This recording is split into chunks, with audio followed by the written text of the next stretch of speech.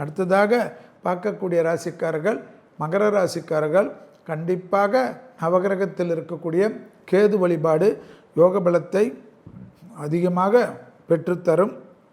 இழுபறியாக இருந்த நிலைமைகள் படிப்படியாக மாறுவது யோகத்தையும் சந்தோஷத்தை தரும்.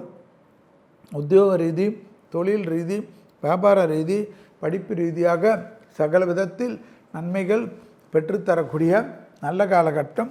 இழுபறியாக இருந்த பலவிதமான கஷ்டங்கள் படிப்படியாக தீர்வது கண்கூடாக பார்க்கக்கூடிய நல்ல காலகட்டம்.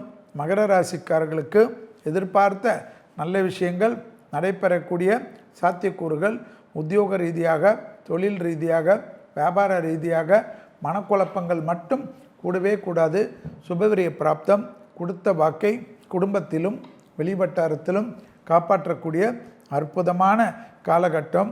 கண்டிப்பாக வாகனத்தில் வித்தைகள் இல்லாமல் இருக்கக்கூடிய மகர ராசிக்காரர்கள் ஜெயத்தையும் சந்தோஷத்தையும் அனுகூலத்தையும் பெறுவீர்கள். தொழில் மாற்றத்திற்கு வரவேற்கத்தக்க அற்புதமான காலகட்டம் என்பதை ஞாபகத்தில் வைத்து கொள்ளுங்கள்.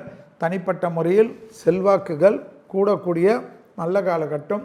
யோகமும் நம்பிக்கையும் ஏற்படக்கூடிய அமைப்பு.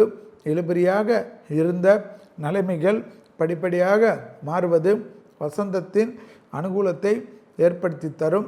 உத்தியோக ரீதி, தொழில் ரீதி, வியாபார ரீதி, படிப்பு ரீதியாக எல்லா விதத்திலும் சுபவிரய பிராப்தம் நிச்சயமாக காணப்படும். வரவுக்கு மீறிய செலவுகள் காணப்பட்டாலும் சந்தோஷ செலவுகளாக மாற்றிக்கொள்வது நன்மை தரும்.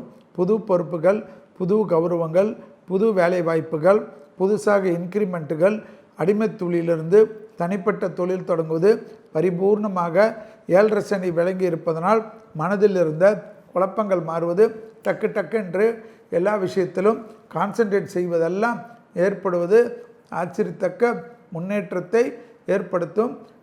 வசந்த காலங்கள் ஆரம்பித்துள்ளதை சரியாக பயன்படுத்தி கொள்ளுங்கள். தூக்கமின்மை பெரிய பாதிப்பு.